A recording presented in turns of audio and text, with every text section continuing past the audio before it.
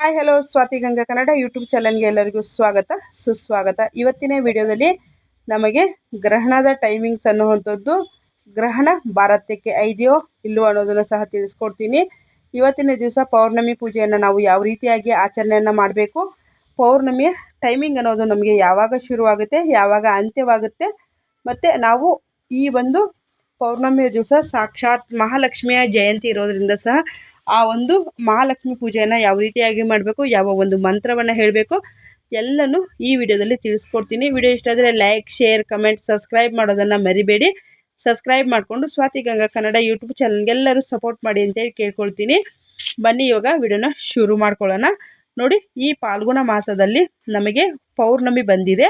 ಪೌರ್ಣಮಿ ದಿವಸ ಹೋಲಿ ಹಬ್ಬ ಕೂಡ ಜೊತೆಯಲ್ಲೇ ಬಂದಿದೆ ಮತ್ತು ಗ್ರಹಣ ಕೂಡ ಇದೆ. ಹಾಗಾಗಿ ನಾವು ಯಾವ ರೀತಿಯಾಗಿ ಪೂಜೆಯನ್ನು ಮಾಡ್ಕೊಳ್ಬೇಕು, ಮತ್ತು ಪೌರ್ಣಮಿ ಪೂಜೆ ಗ್ರಹಣ ಇದ್ದರೆ ನಾವು ಹೇಗೆ ಮಾಡಬೇಕು, ಹೇಗೆ ಎಲ್ಲ ದೇವರ ಮನೆಯ ಸಾಮಗ್ರಿಗಳನ್ನ ತೊಳಿಬೇಕು ಅನ್ನೋದು ತುಂಬ ಜನರ ಒಂದು ಗೊಂದಲವಾಗಿದೆ. ಹಾಗಾಗಿ ಮೊದಲಿಗೆ ನಮಗೆ ಭಾರತಕ್ಕೆ ಯಾವುದೇ ಒಂದು ಗ್ರಹಣದ ಗೋಚಾರ ಅನ್ನುವಂಥದ್ದು ಇರೋದಿಲ್ಲ. ನೀವು ಆರಾಮಾಗಿ ನೀವು ಮನೆಯಲ್ಲೇ ದೇವರ ಸಾಮಾನುಗಳನ್ನ ತೊಳೆದ್ಬಿಟ್ಟು ನೀವು ಪೌರ್ಣಮಿ ಪೂಜೆಯನ್ನು ಮಾಡ್ಕೊಳ್ಬಹುದು. ನಾನಿಲ್ಲಿ ಪೌರ್ಣಮಿ ಯಾವಾಗ ಆರಂಭವಾಗುತ್ತೆ, ಯಾವಾಗ ಮುಕ್ತಾಯ ಆಗುತ್ತೆ ಅನ್ನೋದನ್ನು ಕೂಡ ಸ್ಕ್ರೀನ್ ಮೇಲೆ ಹಾಕ್ತೀನಿ. ನೀವು ಅದನ್ನು ಬೇಕಿದ್ರೆ ಬರೆದಿಟ್ಕೊಂಡು ಕೂಡ ಪೂಜೆಯನ್ನು ಮಾಡ್ಕೊಳ್ಬಹುದು. ನಮಗೆ ಪೂರ್ಣ ಪ್ರಮಾಣದ ಪೌರ್ಣಮಿ ಅನ್ನುವಂಥದ್ದು ನಮಗೆ ಗುರುವಾರ ದಿವಸ 14ನೇ ತಾರೀಕಿಗೆ ನಮಗೆ ಇರೋವಂಥದ್ದು. ಯಾಕಂತಂದರೆ ನಮಗೆ ಸೂರ್ಯ ಉದಿಸುವಂಥದ್ದು ಲೆಕ್ಕಕ್ಕೆ ಬರೋದ್ರಿಂದ ಹಾಗಾಗಿ ನಾವು ಗುರುವಾರ ದಿವಸನೇ ಮಾಡಬೇಕಾಗುತ್ತೆ. ಮತ್ತು ಇಲ್ಲಿ ಹೋಲಿ ಹಬ್ಬ ಅಂತಂದರೆ ಕಾಮನ ದಹನ ಅನ್ನೋದು ಕೂಡ ಯಾವಾಗ ಆಗುತ್ತೆ, ಯಾವ ಒಂದು ಇದಕ್ಕೆ ಅಂತಂದರೆ ಕೆಲವೊಂದು ಕಡೆಗೆ ಪೌರ್ಣಮಿ ದಿವಸ ಮಾಡ್ತಾರೆ, ಕೆಲವೊಂದು ಕಡೆಗೆ ಪೌರ್ಣಮಿ ಹಿಂದೆ ದಿನ ಮಾಡ್ತಾರೆ. ಅವರವರ ಒಂದು ಸಂಪ್ರದಾಯಕ್ಕೆ ಬಿಟ್ಟಿರುವಂಥದ್ದು. ಕಾಮನ ದಹನ ಆದ ನಂತರದಲ್ಲಿನೇ ಒಂದು ಲಕ್ಷ್ಮೀ ದೇವಿಯ ಜಯಂತಿ ಅನ್ನೋದು ಒಂದೊಂದು ಕಡೆಯಲ್ಲಿ ಆಚರಣೆಯನ್ನು ಮಾಡ್ತಾರೆ. ಅಂದರೆ ರಾಕ್ಷಸನನ್ನು ದಹನ ಮಾಡಿಬಿಟ್ಟು ಈ ಹೋಳಿ ಬಣ್ಣ ಎಲ್ಲರೂ ಬಾಳಿನಲ್ಲೂ ಒಂದು ಬಣ್ಣ ಬೆಳಕಾಗಲಿ ಅಂಥೇಳಿ ಕೂಡ ಆ ಒಂದು ಹೋಲಿ ಹಬ್ಬದ ಬಣ್ಣದ ಓಕುಳಿ ಕೂಡ ಅಂಥೇಳಿ ಕರೀತಾರೆ. ಒಂದೊಂದು ಕಡೆಯಲ್ಲಿ ಒಂದೊಂದು ರೀತಿಯಾಗಿ ಮಾಡ್ತಾರೆ. ನಮ್ಮ ಕಡೆಗೆ ಕಾಮನ ಹಬ್ಬ ಅಂಥೇಳಿ, ಹೋಳಿ ಹುಣ್ಣಿಮೆ ಅಂತ ಕೂಡ ಕರೀತಾರೆ, ಮತ್ತು ಕಾಮನ ದಹನ ಅನ್ನೋದು ಕೂಡ ಮಾಡ್ತಾರೆ. ನಮ್ಮ ಕಡೆ ಕಾಮನ ಹಬ್ಬ ಅಂಥೇಳಿ ನಾವು ಕರೆಯುವಂಥದ್ದು. ನೀವು ದೇವರ ಸಾಮಗ್ರಿಗಳನ್ನೆಲ್ಲ ತೊಳೆಯೋದಾದರೆ ನೀವು ಗುರುವಾರ ದಿವಸನೇ ಎಲ್ಲ ನೀಟಾಗಿ ಸ್ವಚ್ಛ ಮಾಡಿ ಇಟ್ಕೊಳ್ಳೋದು ತುಂಬ ಅಂದರೆ ತುಂಬ ಒಳ್ಳೆಯದು. ನಮಗೇನು ಭಾರತಕ್ಕೆ ಗ್ರಹಣ ಅನ್ನೋವಂಥದ್ದು ಗೋಚಾರ ಇಲ್ಲ ಅನ್ನೋದನ್ನು ತಿಳಿಸ್ಕೊಡ್ತೀನಿ. ಬನ್ನಿ ಇವಾಗ ಗುರುವಾರ ದಿವಸ ನೀವು ಲಕ್ಷ್ಮೀ ಜಯಂತಿ ದಿವಸ ಸಾಕ್ಷಾತ್ ಮಹಾಲಕ್ಷ್ಮಿಗೆ ನಾವು ಏನೇನೆಲ್ಲ ಪೂಜೆಗಳನ್ನು ಸಲ್ಲಿಸಬೇಕು, ಈ ಒಂದು ಮರವನ್ನು ಮುಟ್ಟಿ ನೀವು ಪೂಜೆಯನ್ನು ಮಾಡಿದ್ದೇ ಆದರೆ ಸಾಕ್ಷಾತ್ ಮಹಾಲಕ್ಷ್ಮಿ ಸಮೇತ ನಾರಾಯಣರು ನಮ್ಮ ಮನೆಗೆ ಬಂದು ನೆಲೆಸ್ತಾರಂತಲೇ ಹೇಳಬಹುದು. ಅದು ಯಾವ ಮರ, ನಾವು ಯಾವ ರೀತಿಯಾಗಿ ಪೂಜೆಯನ್ನು ಮಾಡಬೇಕು ಅನ್ನೋದನ್ನು ತಿಳಿಸ್ಕೊಡ್ತೀನಿ. ನೋಡಿ, ನಿಮಗೆಲ್ಲರಿಗೂ ಇದ್ದೇ ಇರಬಹುದು, ಅಶ್ವತ್ಥ ಮರ ಇಲ್ಲ ಅರಳಿ ಮರದಲ್ಲಿ ಸಾಕ್ಷಾತ್ ವಿಷ್ಣು ಮತ್ತು ಮಹಾಲಕ್ಷ್ಮಿಯ ವಾಸ ಅಂತಲೇ ಹೇಳಬಹುದು. ಈ ಒಂದು ಲಕ್ಷ್ಮಿಯ ಒಂದು ಜಯಂತಿ ದಿವಸ ನೀವು ನಿಮ್ಮ ಹತ್ತಿರದಲ್ಲಿ ಅರಳಿ ಮರ ಇತ್ತು ಅಂತಂದರೆ ನೀವು ಆ ಅರಳಿ ಮರಕ್ಕೆ ಶುದ್ಧವಾಗಿರುವಂಥ ಬುಡಕ್ಕೆ ನೀರನ್ನು ಹಾಕಿಬಿಟ್ಟು ಆ ಥರ ನೀವು ಅಲ್ಲಿನೇ ಒಂದು ದೀಪವನ್ನು ಹಚ್ಚೋವಂಥದ್ದು. ತುಪ್ಪ ಹಾಕ್ಬಿಟ್ಟು ಒಂದು ದೀಪವನ್ನು ಹಚ್ಚಿ ಸಾಕ್ಷಾತ್ ಮಹಾಲಕ್ಷ್ಮಿಯನ್ನು ನೀವು ಮನಸಾರೆ ಕೇಳ್ಕೊಂಡು ಬಂದಿದ್ದೇ ಆದರೆ ಸಾಕ್ಷಾತ್ ವಿಷ್ಣು ಸಮೇತರವಾಗಿ ನಮಗೆ ಲಕ್ಷ್ಮಿಯ ಒಂದು ಅನುಗ್ರಹ ಅನ್ನುವಂಥದ್ದು ಸಿಗುತ್ತೆ. ಹಾಗಾಗಿ ನೀವು ಈ ರೀತಿಯಾಗಿ ನಿಮಗೆ ಇಲ್ಲ ಅಂತಂದರೆ ನಮಗೆ ದೀಪ ಹಚ್ಚೋದಕ್ಕೆ ಸಾಧ್ಯ ಇಲ್ಲ, ಸಮಯ ಇಲ್ಲ ಅನ್ನೋಂಥವ್ರು ನೀವು ಆ ಒಂದು ಮರವನ್ನು ಮುಟ್ಟಿ ಸಾಕ್ಷಾತ್ ವಿಷ್ಣು ಪರಮಾತ್ಮನ ಮತ್ತು ಮಹಾಲಕ್ಷ್ಮಿಯನ್ನು ಮನಸಾರೆ ಕೇಳಿಕೊಂಡು ಒಂದು 3 ಪ್ರದಕ್ಷಿಣೆ, 5 ಪ್ರದಕ್ಷಿಣೆ, 9 ಪ್ರದಕ್ಷಿಣೆಯನ್ನು ಹಾಕಿ ಬಂದಿದ್ದೇ ಆದರೂ ಸಹ ನಿಮಗೆ ಆ ಥರ ಫಲ ಅನ್ನುವಂಥದ್ದು ಸಿಗುತ್ತೆ ಅಂತಲೇ ಹೇಳಬಹುದು. ನಮ್ಮ ಅಕ್ಕಪಕ್ಕದಲ್ಲಿ ನಮಗೆ ಆ ರೀತಿ ಮರ ಅನ್ನುವಂಥದ್ದು ಸಿಗೋದಿಲ್ಲ. ನಾವೇನು ಮಾಡಬೇಕು ಅಂತಂದರೆ ನಿಮಗೆ ಆ ಎಲೆಗಳು ಸಿಕ್ಕಿದ್ರೂ ಸಹ ಆ ಎಲೆ ಮೇಲೆ ಸಹ ನೀವು ಮನೆಯಲ್ಲಿನೇ ದೀಪದ ಕೆಳಗೆ 2 ಮಣ್ಣಿನ ದೀಪವನ್ನು ತೆಗೆದುಕೊಳ್ಬೇಕು. ಅದಕ್ಕೆ ತುಪ್ಪವನ್ನು ಹಾಕಬೇಕು. ಅರಳಿ ಮರದ ಎಲೆಯ ಮೇಲೆ ನಾವು ದೀಪವನ್ನು ಹಚ್ಕೊಳ್ಬೇಕಾಗುತ್ತೆ.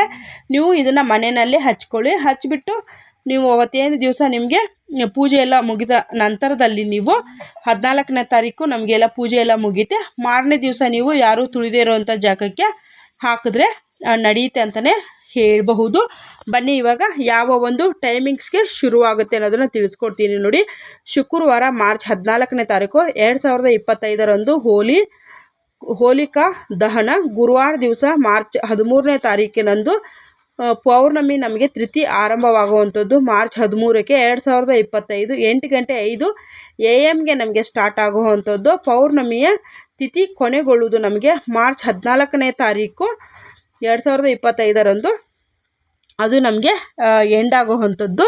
ಬನ್ನಿ ಇವಾಗ ಮಹಾಲಕ್ಷ್ಮಿಯನ್ನು ನಾವು ಯಾರ್ಯಾರೆಲ್ಲ ಆರಾಧನೆಯನ್ನು ಮಾಡ್ತೀವೋ ಈ ಒಂದು ಮಂತ್ರವನ್ನು ಪ್ರತಿಯೊಬ್ಬರೂ ಕೂಡ ಹೇಳ್ಕೊಂಡು ನೀವು ಯಾವುದೇ ಒಂದು ಪೂಜೆನಲ್ಲೂ ಸಹ ಈ ಒಂದು ಮಂತ್ರವನ್ನು ಹೇಳ್ಕೊಂಡಿದ್ದೆ ಆದರೆ ಸಾಕ್ಷಾತ್ ಮಹಾಲಕ್ಷ್ಮಿ ಸಮೇತ ಎಲ್ಲರಿಗೂ ಒಂದು ಸುಮಂಗಳಿಯರು ಈ ಒಂದು ಮಂತ್ರವನ್ನು ಹೇಳ್ಕೊಳ್ಳೇಬೇಕು.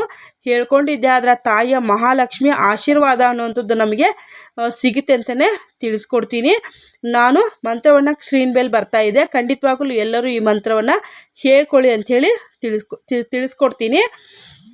ಬನ್ನಿ ಇವಾಗ ಇನ್ನೇನು ಮಾಡಬೇಕು ಅನ್ನೋದನ್ನು ತಿಳಿಸ್ಕೊಡ್ತೀನಿ ನೋಡಿ. ಆವತ್ತು ಪೌರ್ಣಮಿ ದಿವಸ ನೀವು ಸಂಜೆ ನಿಮ್ಮ ಒಂದು ಮನೆಯ ಮುಸ್ಸಂಜೆ ವೇಳೆಯಲ್ಲಿ ನಿಮ್ಮ ಮನೆಯ ಹೊಸಲನ್ನೆಲ್ಲ ತೊಳೆದು ಒಂದು ರಂಗೋಲಿಯನ್ನು ಹಾಕಿ ಸಂಜೆ ಒಂದು ಗೋಧೂಳಿ ಸಮಯದಲ್ಲಾಗಿರ್ಬೋದು, ಬೆಳಗ್ಗೆ 6 ಗಂಟೆ ಸಮಯದಲ್ಲಾಗಿರ್ಬೋದು, ನಿಮ್ಮ ಮನೆಯ ಬಾಗಿಲಿಗೆ ಆ ಕಡೆ ಈ ಕಡೆಗೆ ದೀಪ ಹಚ್ಚೋದನ್ನು ನೀವು ಮರೆಯೋದಕ್ಕೆ ಹೋಗಬೇಡಿ. ನೀವು ಬೆಳಗ್ಗೆ ಹಾಕಿದ್ರೂ ಕೂಡ ಚೆನ್ನಾಗಿದ್ದರೆ ಬಿಡಿ, ಇಲ್ಲ ಅಂತಂದರೆ ಓಡಾಡಿ ನೀವು ಹಾಕಿರೋವಂಥ ರಂಗೋಲಿಗಳು ಏನಾನ ಸ್ವಲ್ಪ ಚುಕ್ಕೆಗಳೆಲ್ಲ ಎಕ್ಸ್ಚೇಂಜ್ ಆಗಿದ್ದರೆ ನೀವು ಖಂಡಿತವಾಗ್ಲೂ ಅದನ್ನು ನೀವು ಮತ್ತೆ ತಿರ್ಗಾ ಕ್ಲೀನ್ ಮಾಡಿಬಿಟ್ಟು ಮತ್ತೆ ಚೆನ್ನಾಗಿ ಒಂದು ಅರಿಶಿನವನ್ನು ಬಳಿದು ಅದ್ರ ಮೇಲೆ ರಂಗೋಲಿಯನ್ನು ಹಾಕಿ ಆ ಕಡೆ ಈ ಕಡೆಗೆ ನೀವು 2 ಚಿಕ್ಕದಾಗಿ ಮಣ್ಣಿನ ದೀಪ ತೆಗೆದುಕೊಳ್ಳಿ. ಅದಕ್ಕೆ ತುಪ್ಪವನ್ನು ಹಾಕಿ 2 ಲವಂಗಗಳನ್ನು ಹಾಕಿ ನೀವು ಮನೆಯ ಹತ್ತಿರ ದೀಪವನ್ನು ಹಚ್ಚಿದ್ದೇ ಆದರೆ ಆ ಸಾಕ್ಷಾತ್ ಮಹಾಲಕ್ಷ್ಮಿ ನಮ್ಮನೆಗೆ ಆಗಮನವಾಗುತ್ತೆ ಅಂತಲೇ ಹೇಳಬಹುದು. ಹಾಗಾಗಿ ಖಂಡಿತವಾಗ್ಲೂ ನೀವು ಈ ರೀತಿಯಾಗಿ ಮಹಾಲಕ್ಷ್ಮಿಯನ್ನು ಆರಾಧನೆಯನ್ನು ಮಾಡಿ ಮಹಾಲಕ್ಷ್ಮಿಯ ಅಷ್ಟೋತ್ತರ ಶತನಾಮಾವಳಿ ಮತ್ತು ಕುಂಕುಮಾರ್ಚನೆ ಆಗಿರಬಹುದು, ತಾಯಿಗೆ ತಾವರೆ ಹೂವು ಅಂದರೆ ತುಂಬ ಇಷ್ಟವಾಗಿರುವಂಥದ್ದು ದುಂಡು ಮಲ್ಲಿಗೆ ಆಗಿರ್ಬೋದು, ಮತ್ತು ಪ್ರಸಾದ ವಿಷಯಕ್ಕೆ ಬರೋದಾದ ಚಿತ್ರಾನ್ನ, ಪುಳಿಯೋಗರೆ, ಪಾಯಸ ಮತ್ತು ಕೋಸಂಬರಿ ಈ ರೀತಿಯಾಗಿ ನೀವು ತಾಯಿಗೆ ನೈವೇದ್ಯವನ್ನು ಮಾಡಬಹುದು. ನೀವು ಎಷ್ಟು ನಿಮ್ಮ ಕೈಯಲ್ಲಿ ಸಾಧ್ಯ ಇದೆಯೋ ಚಿಕ್ಕದು ಪುಟಾಣಿ ಲಕ್ಷ್ಮೀ ವಿಗ್ರಹ ಇದೆ ಅದಕ್ಕೆ ನೀವು ಆರಾಧನೆಯನ್ನು ಮಾಡಿದ್ರೂ ಸಹ ತಾಯಿ ಮಹಾಲಕ್ಷ್ಮಿಗೆ ಮಡಿ ಅನ್ನುವಂಥದ್ದು ತುಂಬ ಮುಖ್ಯ. ನೀವು ಮಡಿಯಿಂದ ಪೂಜೆಯನ್ನು ಮಾಡಿದ್ದೇ ಆದರೆ ಆ ತಾಯಿ ಮಹಾಲಕ್ಷ್ಮಿ ನಮ್ಮನೆಗೆ ಸದಾ ಕಾಲ ಬಂದು ನೆಲೆಸ್ತಾಳಂತಲೇ ಹೇಳಬಹುದು. ನಿಮ್ಮ ಪೂಜೆ ಆದ ನಂತರದಲ್ಲಿ ನನ್ನ ಸ್ಕ್ರೀನ್ ಮೇಲೆ ಏನು ಈ ಮಂತ್ರ ಪಾಸ್ ಆಯಿತೋ ಈ ಮಂತ್ರವನ್ನು ನೀವು ಖಂಡಿತವಾಗ್ಲೂ ಹೇಳಿ. ನಾನು ಈ ಮಂತ್ರವನ್ನು ಇವಾಗ ಟೈಮು ಆಗೋಗಿತ್ತು, ಹಾಗಾಗಿ ನಾನು ಈ ಒಂದು ಟೈಮಲ್ಲಿ ಆ ಮಂತ್ರವನ್ನು ಹೇಳಬಾರ್ದು ಅಂಥೇಳಿ ನಾನು ಹೇಳೋದಕ್ಕೆ ಹೋಗಿಲ್ಲ. ಈ ಒಂದು ಮಂತ್ರವನ್ನು ಬೆಳಗ್ಗೆ ಬ್ರಾಹ್ಮಿ ಮುಹೂರ್ತ, ಸಂಜೆ ಗೋಧೂಳಿ ಸಮಯದಲ್ಲಿ ಹೇಳ್ಕೊಳ್ಬೇಕಾಗುತ್ತೆ.